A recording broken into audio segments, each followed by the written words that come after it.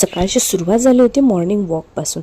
तर थोडा उशीरच झाला होता, पण तरी देखील मी गेले, ते जास्त महत्त्वाचं. त्यानंतर मी घरी आले आणि मला जायचं होतं भाजी मंडईमध्ये, म्हणून गाडीमध्ये पहिलं पेट्रोल भरलं आणि त्याच्यानंतर मी गेले होते भाजी मंडईमध्ये. तर ही आहे आमची कोल्हापूरची भाजी मंडई. वेगवेगळ्या एरियामध्ये वेगवेगळे भाजी मंडई आहे.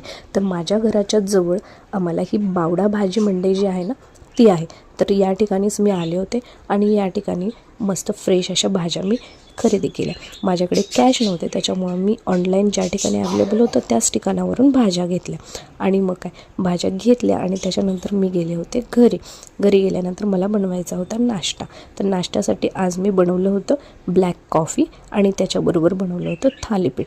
त्यामध्ये मला जास्त ऑइल टाकायचं नव्हतं, त्याच्यामुळे ते एवढं काही चांगलं दिसत नाही आहे, पण तरी देखील मी ते खाल्लं. आणि त्याच्यानंतर मला बनवायचं होतं लंचसाठी मी बनवणार होते आज कांद्याची पात आणि चपाती.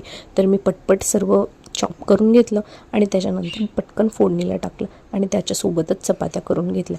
आणि मग काय वेळ झाल्यामुळे मला लंच सोबत घेऊन जावं लागलं आणि गेल्यानंतर मी ते लंच माझ्या कामावरच केला.